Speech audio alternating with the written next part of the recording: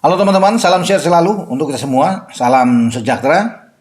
Dengan saya Bung Ropan. La Albiceleste atau tim Tenggo Argentina memastikan gelar ke-16 mereka di ajang Copa America 2024. Setelah di final pada Senin pagi waktu Indonesia bagian Barat, Argentina bisa mengalahkan Kolombia dengan 1-0 lewat gol Lautaro Martinez. Striker asal klub Internazionale of Milan itu masuk di menit ke-97 setelah di waktu normal selesai dan ada perpanjangan waktu ya, dengan 2 kali 15 menit dan bagaimana Martinez masuk menggantikan Julian Alvarez dan Martinez menjadi pahlawan untuk Argentina. Di menit ke-112 lewat umpan yang terukur dari Giovanni Lo Celso yang juga masuk di babak kedua, Lautaro Martinez yang punya insting membunuh gawang luar biasa ini bisa mencetak gol satu-satunya, gol sematawayang bagi Argentina untuk bisa membawa mereka juara ya, di Copa America edisi kali ini. Artinya mereka sebagai juara bertahan karena mempertahankan gelar ketika pada 2021 mereka mengalahkan Brasil di final Copa America. Dan ini pencapaian yang saya pikir fantastis buat tim asuhan Lionel Scaloni.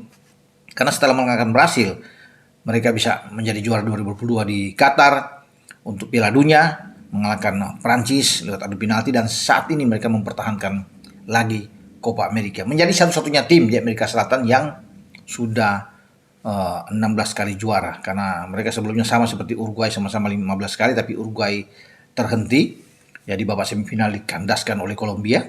Dan Kolombia yang berusaha untuk bisa meraih gelar kedua mereka di Copa America ini gagal karena mereka tidak mampu untuk bisa mengalahkan Argentina. Padahal kalau melihat dari statistik mereka itu tampil bagus Kolombia ini. Tim asuhan Néstor Lorenzo ini baik, mereka bisa melepaskan tembakan lebih banyak dari Argentina, 19 tembakan plus 4 on target.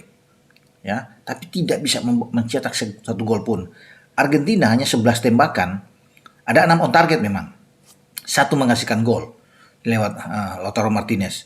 Penguasaan bola menjadi milik Kolombia itu untuk pertama kali Argentina itu kalah dalam sebuah pertandingan dengan ball position mereka yang rendah, hanya 44%. Ya, Argentina dalam penguasaan bola berbeda dengan 56% dari Kolombia. Jadi memang Kolombia sebenarnya tampil oke. Bahkan kalau bisa melihat kalau gol di menit ke-7 itu tidak kena tiang tembakan dari John Cordoba, jadi bisa lain ya hasilnya. Bukan tidak mungkin Kolombia akan bisa memenangkan pertandingan karena banyak peluang juga yang mereka dapatkan. Mereka bisa melepaskan ada 85% umpan terukur mereka, operan yang berhasil ya. Akurasi operan mereka dibandingkan dengan Argentina cuma 82%. Jadi memang kalau bisa melihat mereka lebih kuat dalam hal intensitas serangan mereka. Ada 7 sepak pojok ya, corner kick berbanding 4 dari Argentina. Mereka bisa melepaskan bahkan operan itu ya dari kaki ke kaki itu, mereka penguasaan bola yang tinggi dengan 606 kali perpindahan bola ini baik. Biasanya kan Argentina yang selalu di atas, unggul dalam hal akurasi operan atau operan dari kaki ke kaki mereka untuk bisa menguasai permainan. Tapi kali ini mereka kalah dari Kolombia. Luar biasa. Argentina tuh hanya 474 kali dalam perpindahan bola, kalah yang saya bilang tadi dengan 606 dari Kolombia. Sayang sekali Kolombia mengalami hal yang sial, mereka gagal untuk bisa memenuhi Argentina. Padahal Argentina sudah kehilangan seorang Lionel Messi. Dan sejak di menit 66, di babak pertama sebenarnya Messi sudah kena ketika dia berebut bola untuk melakukan crossing, dihajar kaki kirinya dengan tackle dan bermasalah di situ. Engkel kaki kiri. Dia coba untuk bertahan. Tapi di babak kedua ketika dia mengejar salah satu pemain Kolombia itu dia tidak mampu dan terjatuh dan akhirnya engkel itu memang bermasalah berat. Membuat dia harus meringis kesakitan dan pelatih Scaloni memutuskan untuk menggantikan dia dengan Nico Gonzalez yang masuk di babak kedua. Jadi dia tidak bisa meneruskan pertandingan. Messi meratapi ya bagaimana masalah yang dihadapi dengan ankle dia. Dia menangis di bench duduk dan seperti terlihat di sini bagaimana dia menutup ya, wajahnya dengan kedua tangannya karena dia tidak mampu untuk menyelesaikan laga. Dia ingin sebenarnya untuk menyelesaikan laga itu sampai tuntas, sampai selesai. Apalagi ketika Argentina juara. Tapi sayang, nasibnya berbeda. Dia harus tarik keluar karena tidak boleh dipaksakan.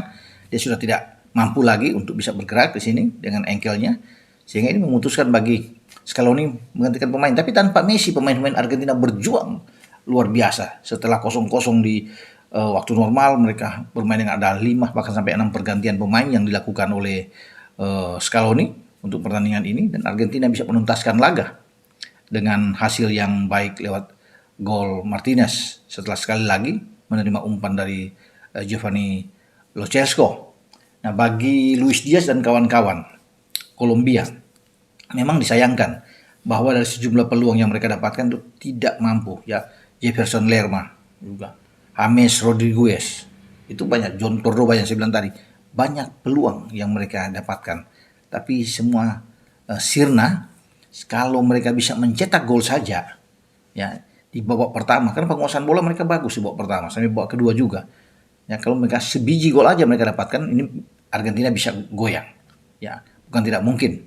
Kolombia punya pertahanan bagus, ini akan memenangkan laga melawan Argentina. Tapi lah sepak bola, walaupun Argentina harus kehilangan Messi, kali ini mereka ball position rendah, kalah dari Kolombia, tapi mereka tetap mampu melaksanakan tugas mereka, mengakhiri laga dengan kemenangan.